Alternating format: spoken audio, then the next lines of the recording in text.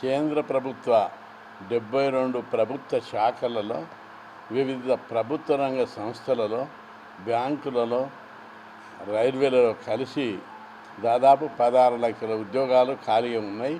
వీటిని వెంటనే భర్తీ చేయడానికి చర్యలు తీసుకోవాలని చెప్పి కేంద్రంలో అధికారం ఉన్నటువంటి బీజేపీ ప్రభుత్వాన్ని డిమాండ్ చేస్తున్నాం. ఈ రోజుకు ప్రభుత్వ శాఖలలో వేకెన్సీలు పేరుకపోతున్నాయి, కానీ భర్తీ చేయడానికి కేంద్ర ప్రభుత్వం ముందుకు రావడం లేదు. ఈ అవుట్సోర్సింగ్ కాంట్రాక్టులతో టెంపరీ అపాయింట్మెంట్ చేసి కేంద్ర ప్రభుత్వాన్ని నిర్వీర్యం చేస్తుంది. ప్రభుత్వ పాలన వ్యవస్థను బలహీనపరుస్తున్నారు. అందుకే ఇప్పుడు ఎన్నికల సందర్భం కేంద్ర ప్రభుత్వం స్పష్టంగా చెప్పాలి, అన్ని రాజకీయ పార్టీలు కూడా స్పష్టంగా చెప్పాలి, మేము అధికారంలోకి వస్తే 16 లక్షల ఉద్యోగాలు ఖాళీలు ఉన్నాయి, మొత్తం భర్తీ చేస్తామని చెప్పి వాళ్ళు స్పష్టంగా చెప్పాలి. మొన్న రాహుల్ గాంధీ గారు చెప్పారు, నేను అధికారంలోకి వస్తే 30 లక్షల ఉద్యోగాలు కేంద్రంలో భర్తీ చేస్తామని.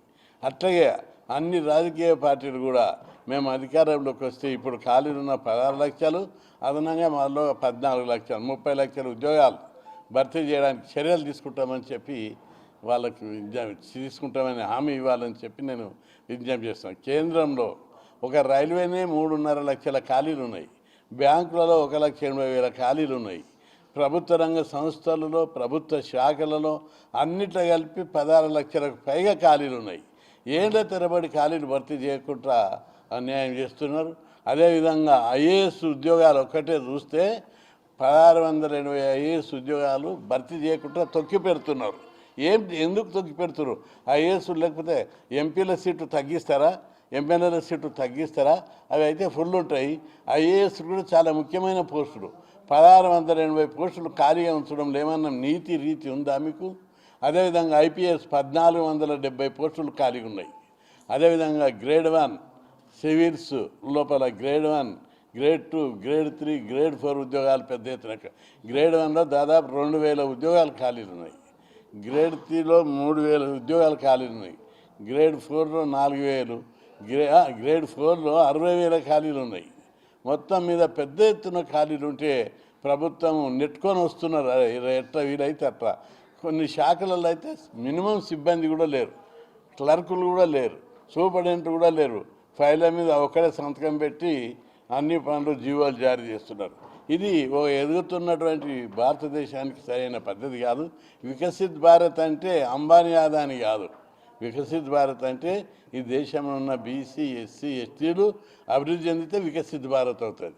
కాబట్టి వికసిత్ భారత్ అని అంబానీ ఆదానిల లెక్కలు కట్టి వాళ్ళ దగ్గర ఆదాయం బాగా పెరిగింది కాబట్టి వికసిత్ భారత్ అంటే ఈ దేశంలో ఉన్న మెజార్టీ బహుజనులు ఎస్సీ, ఎస్టీ, బీసీలు ఎట్టి పరిస్థితిలో సహించమని చెప్పి హెచ్చరిస్తున్నాం. అదేవిధంగా కేంద్ర ప్రభుత్వంలో ఖాళీ ఉన్న అన్ని ఉద్యోగాలు భర్తీ చేయడంతో పాటు ఇప్పటికే కేంద్ర ప్రభుత్వము 37 ప్రభుత్వ సంఘ సంస్థలను ప్రైవేటైజ్ చేసిండ్రు, బ్యాంకులనేమో విలీనం చేశారు. దీని మూలంగా 24 లక్షల ఉద్యోగాలు దెబ్బతిన్నాయి. అట్లా ఇంకా ప్రైవేటైజేషన్ చేయడానికి ట్రై చేస్తున్నారు. ప్రైవేటైజేషన్ మీద ఎస్సీ, ఎస్టీ, బీసీలు పెద్ద ఎత్తున తెగించి ఉద్యమానికి సిద్ధం కావాలని నేను పిలిపిస్తున్నా. ఎందుకంటే అన్ని ప్రభుత్వ రంగ సంస్థలను ప్రైవేటైజేషన్ చేస్తే ఎస్సీ, ఎస్టీ, బీసీ రిజర్వేషన్లు ఉండవు. ప్రైవేటైజేషన్ అయితే అందులో రిజర్వేషన్ ఇంప్లిమెంట్ చేయరు వాళ్ళంతా.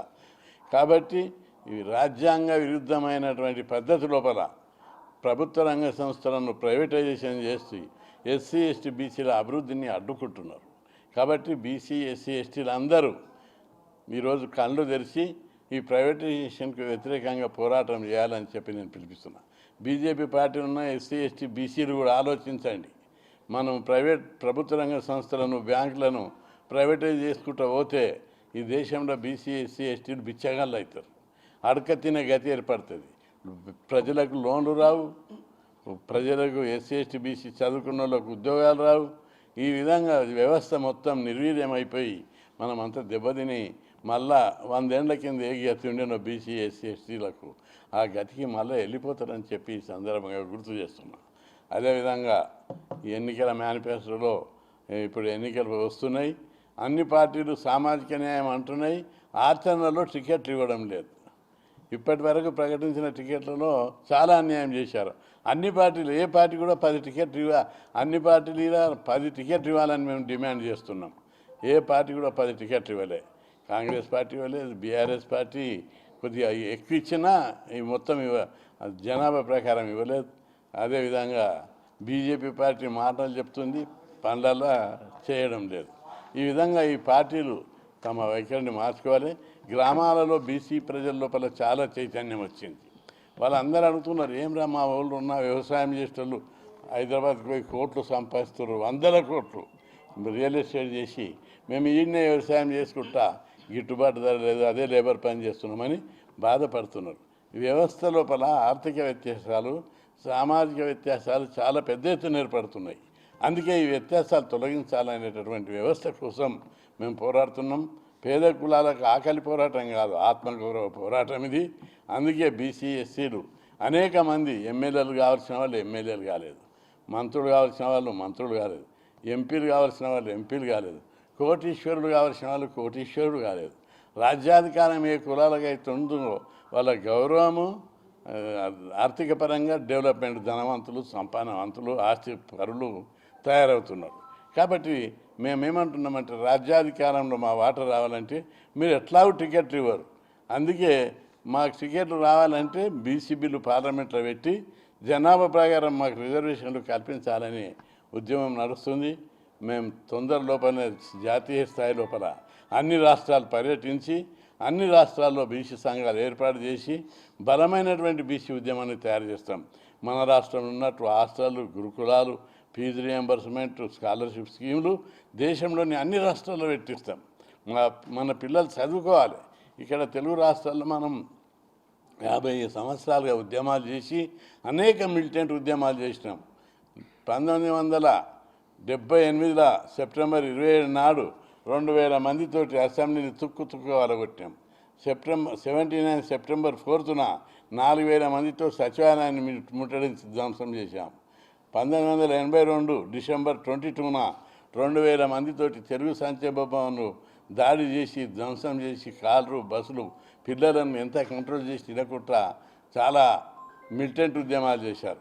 వాటి మూలంగానే ఈరోజు హాస్టళ్ళు, గురుకులాలు, ఫీజు రియంబర్స్మెంట్, స్కాలర్షిప్లు వచ్చి బీసీ, ఎస్సీ, ఎస్టీలు చదువుకుంటున్నారు. ఈ స్కీములు ఇతర రాష్ట్రాలలో లేవు. ఉత్తరప్రదేశ్లో లేవు, బీహార్లో లేవు, కర్ణాటకలో లేవు, మహారాష్ట్ర, గుజరాత్, మధ్యప్రదేశ్, ఛత్తీస్గఢ్, ఒరిస్సా ఏ రాష్ట్రంలో ఈ స్కీములు లేవు. అందుకే ఈ స్కీములు పెట్టాలని నేను ప్రభుత్వాన్ని డిమాండ్ చేస్తున్నాను. కేంద్ర ప్రభుత్వానికి సిగ్గుందా? రిజర్వేషన్లు పెట్టినరు, అన్నీ పెట్టినరు, కొట్లాడి పెడితే మండల కమిషన్ తర్వాత. కానీ స్కాలర్షిప్ లేదు, ఫీజు రియంబర్స్మెంట్ లేదు, హాస్టల్ లేదు. పల్లెంలో పాలు వచ్చి కొంగం దాగమన్నట్టుంది. రిజర్వేషన్లు పెట్టి చదువుకునే అవకాశం ఇస్తున్నామని ఆర్థికపరమైన సహాయం ఇవ్వకుండా వాళ్ళు చాలా ధ్వంసం చేస్తారు. అదేవిధంగా బీసీలు స్వయం ఉపాధి పథకాలు దెబ్బతిన్నాయి, కుల వృత్తులు దెబ్బతిన్నాయి. ప్రతి ఒక్కరికి 20 లక్షలు ఇచ్చి ప్రత్యామ్నాయ ఉపాధి పథకాలు పెట్టాలని చెప్పి నేను డిమాండ్ చేస్తున్నా. బీసీ ఉద్యోగులకు ప్రమోషన్ల రిజర్వేషన్లు పెట్టాలి. అన్ని ప్రైవేటైజ్ చేస్తున్నారు కాబట్టి ప్రైవేట్ రంగంలో కూడా ఎస్సీ, ఎస్టీ, బీసీ రిజర్వేషన్లు పెట్టాలి. హైయర్ జ్యుడిషియల్, సుప్రీంకోర్టు, హైకోర్టులలో బీసీలు లేరు, ఎస్సీలు లేరు, ఎస్టీలు లేరు. ఎస్టీ ఇంతవరకు ఒక జడ్జి కాలేదు సుప్రీంకోర్టులో. దీని మూలంగా ఈ వర్గాలకు అన్యాయం జరుగుతుంది. కాబట్టి SC, ST, BC hire judicial రిజర్వేషన్లు పెట్టాలని చెప్పి నేను డిమాండ్ చేస్తున్నా. అదేవిధంగా బీసీ, ఎస్సీ, ఎస్టీలకు, బీసీలకు క్రిమిలేయర్ పెట్టారు, దాన్ని తొలగించాలి. క్రిమిలేయర్ రిజర్వేషన్లు పేదరిక నిర్మూలన పథకం కాదు. రిజర్వేషన్లు ఎవరి జనాభా ప్రకారం వారికి వాటా ఇవ్వడానికి రిజర్వేషన్లు పెట్టారు. పేద కులాల గౌరవం పెట్టడానికి, అధికారంలో వాటా ఇవ్వడానికి రిజర్వేషన్లు పెట్టారు. కాబట్టి రిజర్వేషన్లకు ఆర్థిక పరిమితి, ఇన్కమ్ సీలింగ్ పెట్టడము అది రిజర్వేషన్ల సిద్ధాంతానికి, స్ఫూర్తికి విరుద్ధం, తూటుపడడమే. కాబట్టి వెంటనే ప్రభుత్వం క్రిమిలేయర్ బీసీ రిజర్వేషన్లకు ఎత్తాలి. జనాభా ప్రకారం బీసీ రిజర్వేషన్లు పెంచాలి. కొన్ని పార్టీలు చెప్తున్నాం, ఇప్పటికే రాహుల్ గాంధీ చెప్పారు, నితీష్ కుమార్ పెంచాడు. అనేక రాష్ట్రాల్లో కూడా రిజర్వేషన్లు పెంచడానికి చూస్తున్నారు. మన రాష్ట్రంలో పెంచాలి, కేంద్రంలో కూడా జనాభా ప్రకారం పెంచాలని చెప్పి నేను డిమాండ్ చేస్తున్నా. జూన్లో పార్లమెంట్ స్టార్టింగ్ అయినాక వేలాది మందితోటి చలో ఢిల్లీ పెట్టి ఉద్యోగాలు భర్తీ చేయాలి, పార్లమెంట్లో బీసీ బిల్లు పెట్టాలని పెద్ద ఎత్తున ఉద్యమాలు చేయడానికి ప్రిపేర్ అవుతున్నాం. బీసీలు అందరూ కూడా బానిసత్వ బతుకులు పోవాలని, బిచ్చం బతుకులు పోవాలి, మనకు కూడా అధికారంలో వాట రావాలి, మీరు అందరూ ఎమ్మెల్యేలు కావాలి, ఆఫీసర్లు కావాలి, కలెక్టర్లు కావాలని పోరాటం. ఇందులోపల మీరు అయ్యేది అవకాశం పోయింది చాలామంది పెద్ద మనుషులకు. కనీసం మీ పిల్లలను అయితే మీరు చూసి మురవాలి. అందుకోసం రిజర్వేషన్ల కోసం, బీసీ బిల్లు కోసం జరిగే ఈ పవిత్ర పోరాటం లోపల మీరందరూ పాల్గొనాలని కుల సంఘాలకు, వివిధ పార్టీలు ఉన్న బీసీ నాయకులకు నేను విజ్ఞప్తి చేస్తున్నాను. ఈరోజు భారతదేశంలో త్వరలో జరగబోయే లోక్సభ ఎన్నికల్లో రాజకీయ పార్టీలను ఈ వేదిక ద్వారా కొన్ని అంశాలను స్పష్టంగా ప్రకటించాలని కోరుతున్నాం. జాతీయ బీసీ సంక్షేమ సంఘం ఆర్ కృష్ణన్న గారి నేతృత్వంలో గడిచిన 40 సంవత్సరాలుగా భారతదేశంలో ఉన్న బీసీలు నష్టపోతున్న విధానం ఏంది, ఆ నష్టాన్ని భరించడానికి రాజకీయ పార్టీలుగా ప్రభుత్వం నుంచి మేము ఏమి ఎక్స్పెక్ట్ చేస్తున్నామని కొన్ని అంశాలపైన 40 సంవత్సరాలుగా పోరాటం జరుగుతోంది. దీంట్లో ప్రధానంగా బీసీలకు చట్టసభల్లో రిజర్వేషన్ల గురించి మాట్లాడుతున్నాం. మరి దానికి సపోర్ట్ చేయడానికి బీసీల బిల్లు ఒకటి, జనాభా బిల్లు, త్వరలో జరగబోయే జనగణనలో కులగణన చేయాలి, భారతదేశంలో ఉన్న బీసీ జనాభాని లెక్కించాలనేది ఒక డిమాండు.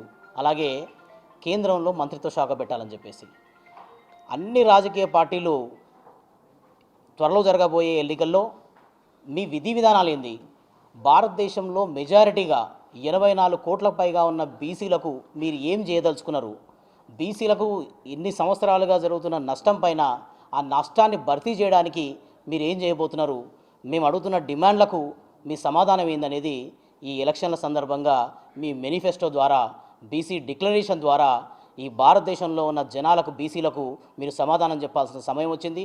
మీ సమాధానం చెప్పి మాత్రమే మీరు ఓటుని అడిగే హక్కు మీకుంటుంది. జాతీయ ఆర్ కృష్ణన్న గారు 40 సంవత్సరాలుగా చట్టసభల్లో రిజర్వేషన్లు